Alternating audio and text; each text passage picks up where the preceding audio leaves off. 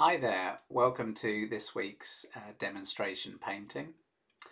So this week I am painting in the style of Kevin Macpherson, who is an American artist who's written several really good books on painting.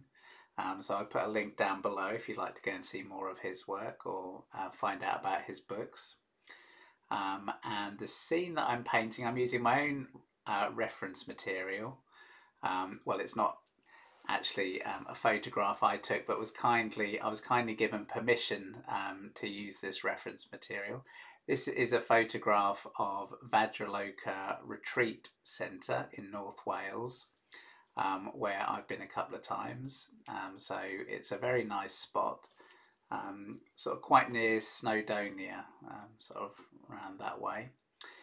And I thought it would make quite a nice subject for today's painting demonstration. So, first thing to note, the lighting doesn't really do this justice, but this is a whitish canvas I'm painting on. And in Kevin's book, what he recommends, where it varies from other approaches, like the approach last week, Peter Warman's, he used a toned background, and in this painting I'm starting with basically the white canvas and I'm just painting, I'm drawing in my subject. Now, as you can see under my reference photo, I have got a black and white drawing. So this is one of Kevin's recommendations in the book, which is to first analyze your subject and break it down into light shapes and dark shapes. So just a simple black and white design. And I found this really useful today.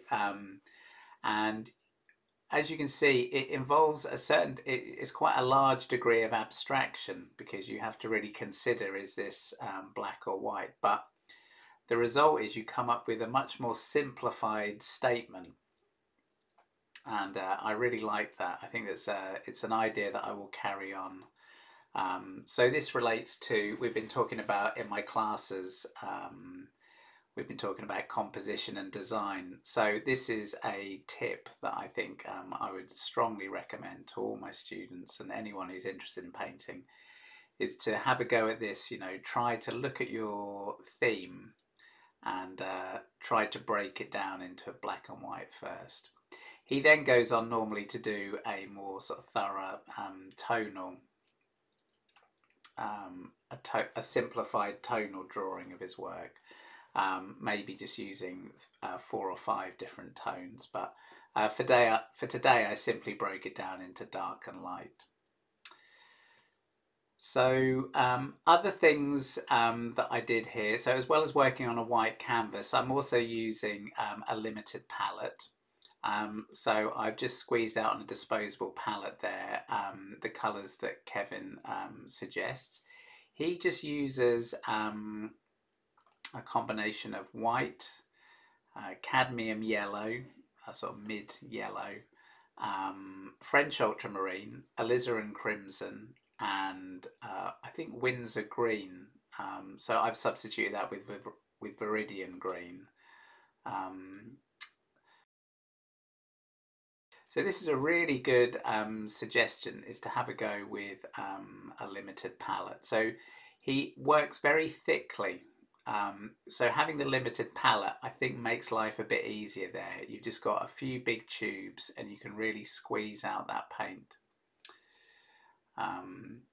So I enjoyed that, although it's, there are some advantages and disadvantages.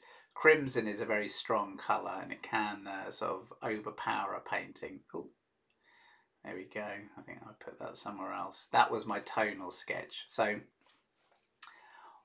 for the initial start of this painting, my intention is to really stick with that tonal pattern, okay? And then using one of the lead through in Kevin's book, I'm starting by blocking in these darks. So we've broken our scene down into a dark family and a light family. So the first job is to lay down those darks. Now, it's not a case of just making them black. You can put obviously colour variation within the darks according to that particular part of the painting. But I really like this because from the very beginning you're going to make a much stronger tonal statement than you might otherwise do. And it's a good discipline. What happens as the painting unfolds, these tonal values, you'll tend to lighten them and blend them. But the trick is to try and, as much as possible, stick with that simplified statement that you saw at the beginning.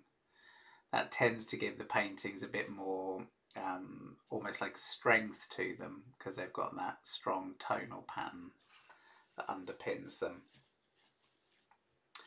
And in fact, doing the small tonal studies is one of the things I've been recommending to my students. And they're the sort of thing that you can do. You can look at painters that you admire, make small tonal studies of their work, or go out sketching with this in mind.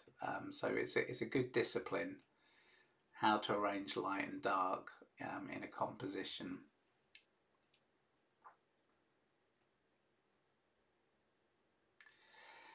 Now this was quite a big painting,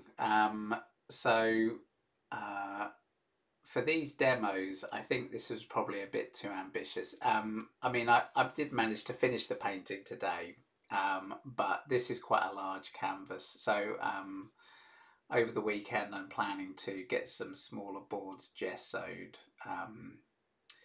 But as I said, it's a good practice to, as well as doing smaller canvases, to try and push yourself every now and again to paint bigger.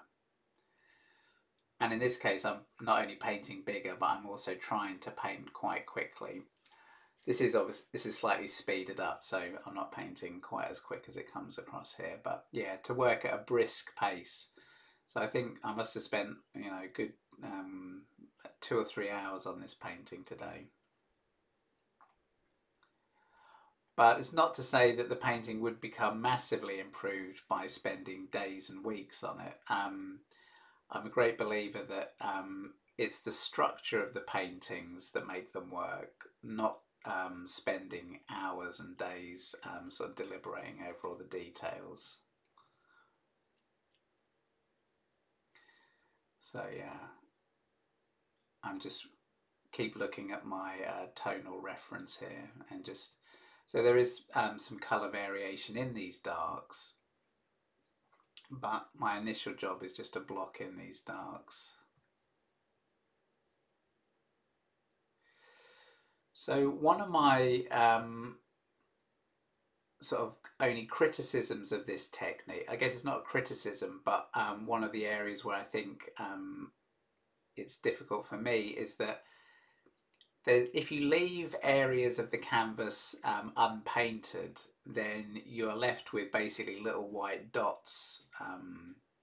And if that canvas had been toned, then you don't have to worry so much about that.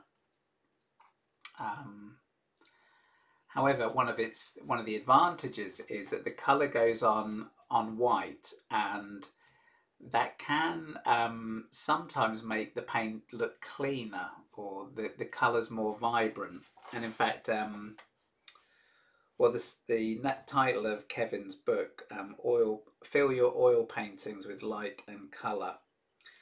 And I think that might be painting on these white, on a white base. I think it does give it certainly brings the colours to life, maybe. There's always the danger of working on a toned ground. If your paint is ever so slightly translucent, it's going to be affected and modified somewhat by that underpainting. So this is the great thing about doing these master copies is, if you know, for myself, I'm learning lots of different approaches and different ways of painting.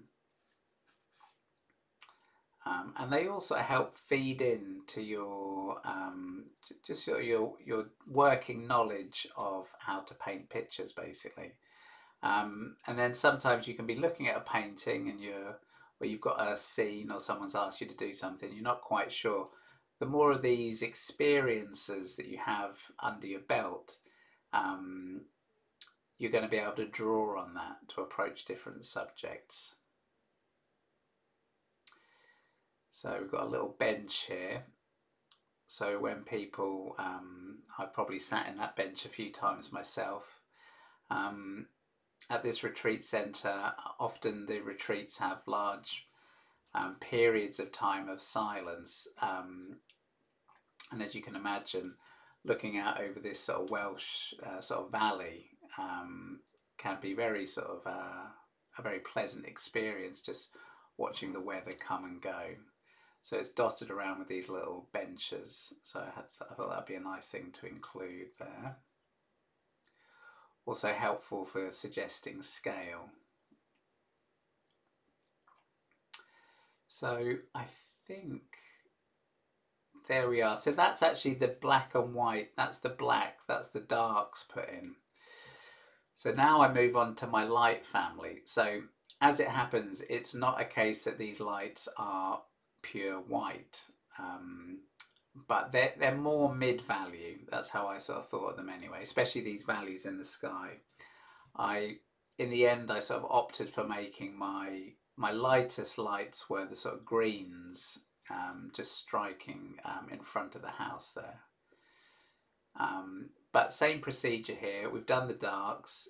Now it's simply a case of blocking in the lights with nice thick passages of paint. And I think because the canvas is quite large, and because I'm sort of used to, you know, perhaps working a bit smaller, I found myself, you know, reaching for the terps, trying to dilute the paint, but I don't think that does the technique justice really. I think painting thick is part of Kevin Macpherson's approach. So, but that takes a bit of getting used to, especially if you're used to painting a bit thinly. So a bit of blending there. And the lighting in the studio hasn't really helped. It's slightly desaturated the blues there. I think that background, you'll see at the end I've posted the final picture, and the blues were a little bit more sort of ultramarine, a bit more vibrant than that colour there. But as you can see from my tonal sketch, my idea there was that the dark sky is playing against the lighthouse.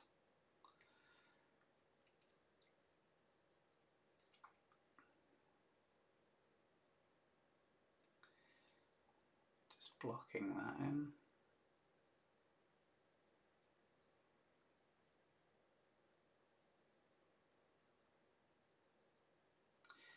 So other aspects of Kevin's books that I've enjoyed, one of the ones, he has a section where he suggests painting small and painting often. And he also emphasizes the importance of starts. It's the start of the painting where you sort of win or lose, as it were, succeed or fail. So it's better as an artist to go through that process, do lots of starts.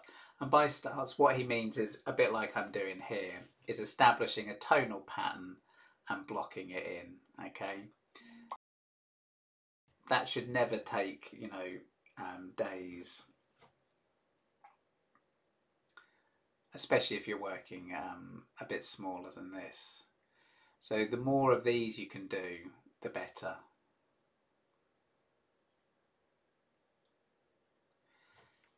He does create, I mean, his paintings have a great sense of realism, but they're very, I mean, they're very painterly.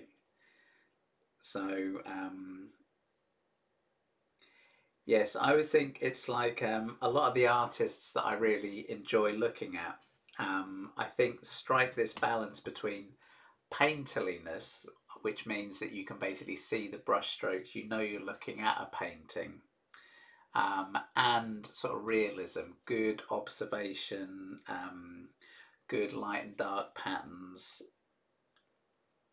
And I think it's that balance. I think if you can easily sort of like even Kevin's work, you could spend ages like refining it and getting an almost photorealistic finish, but I think that loses something. So it's it's this process of quickly establishing these shapes, working quickly, that helps create this sort of painterly quality we're after.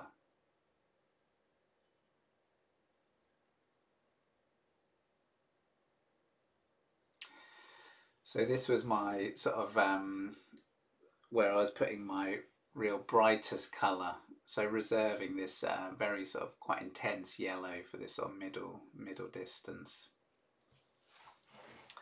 And this painting in this little bench here, that's a good example of it's a bit frustrating because you can't really paint all the gaps, so I think I smudged over it in the end, so I'll go back and restate those dark shapes. Okay, so it's more or less blocked in now, so I'm starting to put, there was a sort of almost like a halo of sort of warmer oranges around this. This is like a rose bush, I think, in the foreground. Again, those oranges and reds helping to bring that form forward.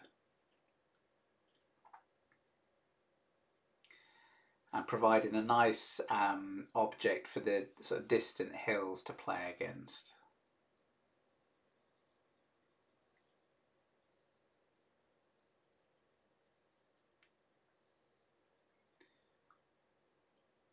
I think I started to nudge the path a bit cooler there, so introducing slightly bluer notes.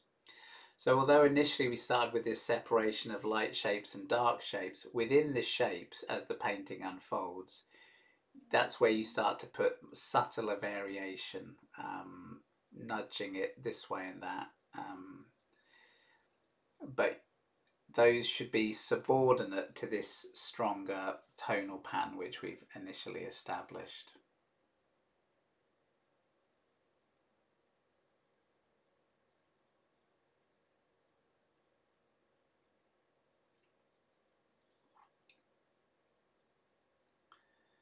It's the cast shadow of the house.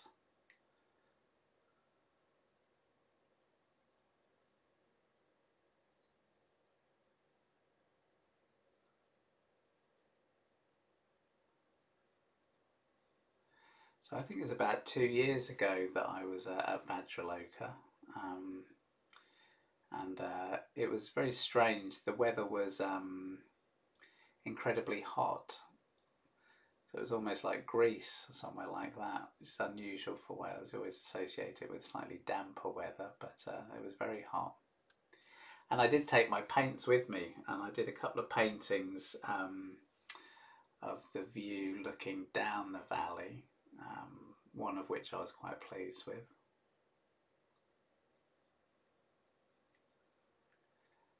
In fact, that whole part of Wales is somewhere that I'd really like to return to at some point and do a proper sort of period of painting, because in East Anglia we don't really have hills to, to worry about, but of course they make great subjects. You get great atmospheric perspective and depth and all those things.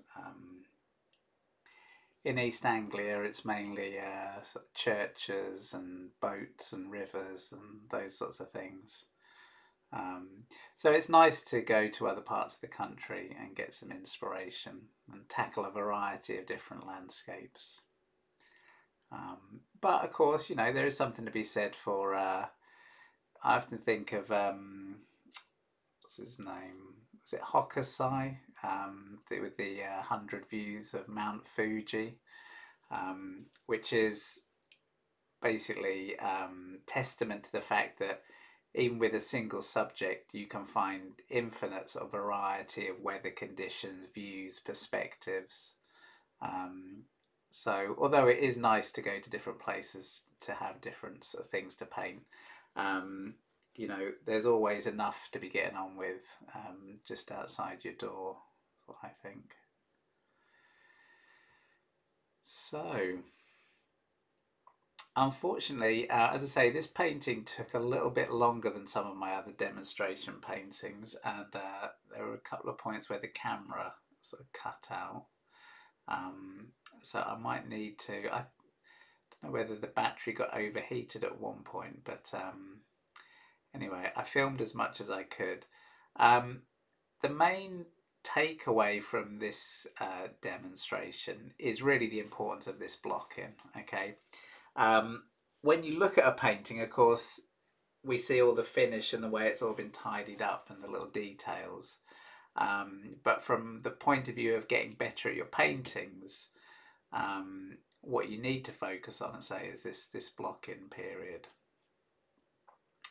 And the details are fun though. So, and I do get, I say, I've almost covered the white now. So, so there are some details left to put in. So that little touch of yellow down there where it meets the bush, that was sort of what I had in mind as my focal point, okay? So it's not quite using the rule of thirds, but it's not far off. So it's off centre, and helps to bring the eye sort of low. So that's why I didn't want too much contrast at the top near the chimney. I prefer the more intense contrast to be a bit down at the bottom of the house there. So also thinking about edges here, wanting the sky to sit back, so keeping that sort of quite soft, doing a bit more blending there.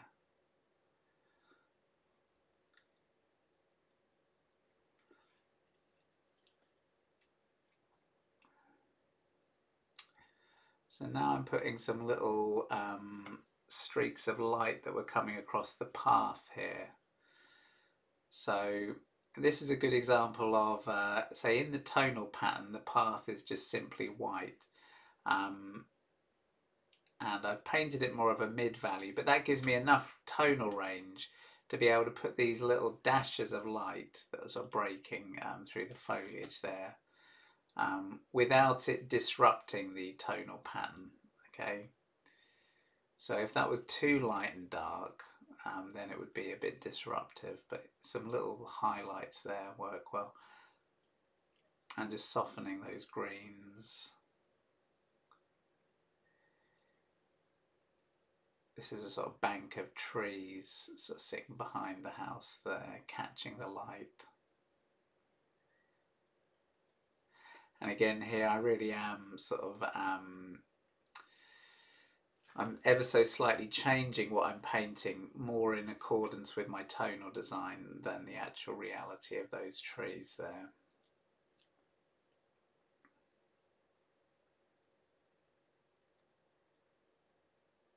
So with these little marks, remember, variety of size and weight of these little highlights.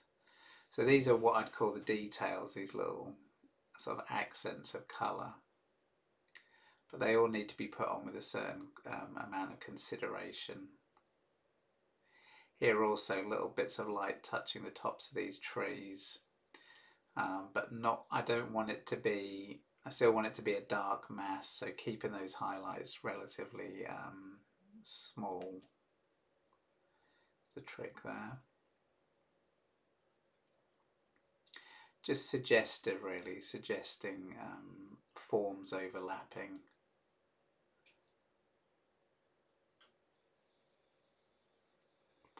And I think in this distant hillside there was where I was able to get the viridian out and really put in that emeraldy green. So the emeraldy green being bluer than the foreground green, and that's sort of helping to create depth, is what I'm thinking about there.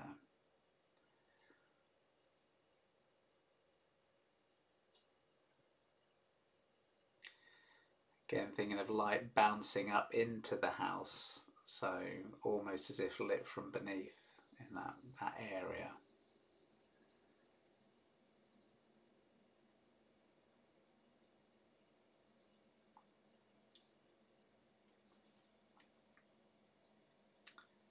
Of course, this is a great, it's a good photograph because of the light, the dark blue sort of sky behind the house, I think really sort of sets it off nicely.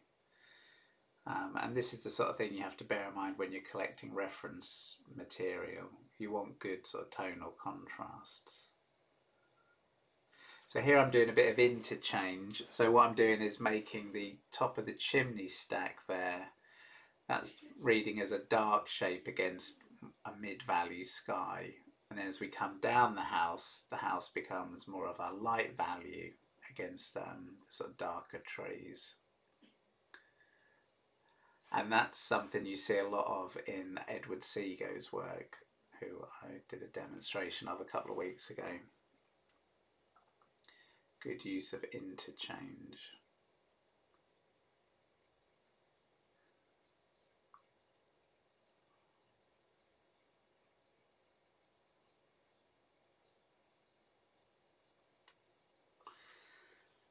And in the sky, really just trying to keep it fairly soft, just a sort of little variety of tonal values there.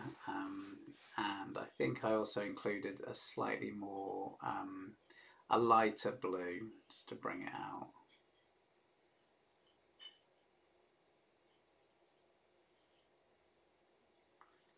And a touch of light in that distant sky. So a nice small shape there, helping to pull the eye back.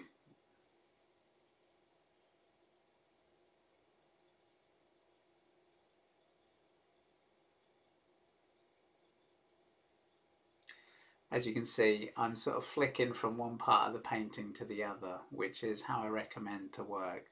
Try not at any point to get too bogged down in one area. It can be very tempting in a painting like this, but you need the painting to feel you're trying to get a sense of unity. And that means that the painting should look like it was all painted by the same person in the same style on the same day almost. It reminds me of there's a story I once heard about John Singer Sargent, and he's got that amazing painting of the girls holding the lanterns. And I heard a story that he painted it. It's a massive painting. He painted it in an afternoon, and initially he was unhappy with it. So instead of going back and correcting it bit by bit, he just scraped the whole lot down and then approached it and painted the whole thing the next day. And what the reason for that is because he was after a certain sort of freshness. And the more you labour into a painting, the more you lose that freshness. So you have to keep things moving. And that does actually, it affects the look of the painting.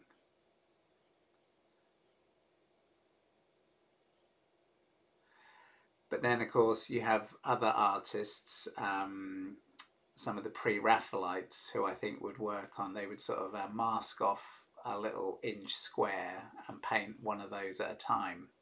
And they still managed to create unity in their painting. So there are always different approaches to these things.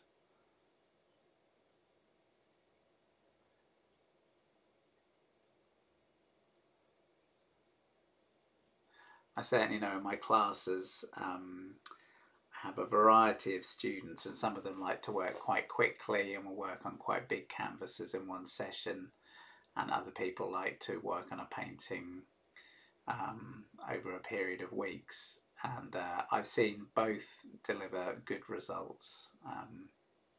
So sometimes it's about temperament as well.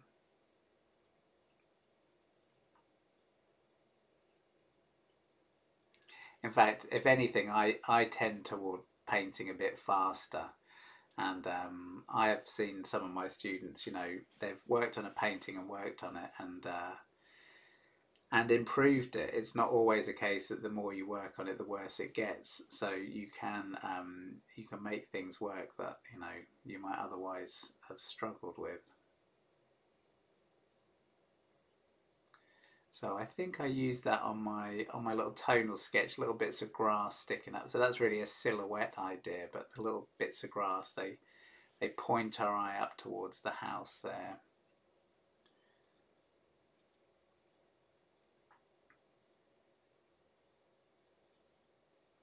So these are more subtle adjustments of the tonal values.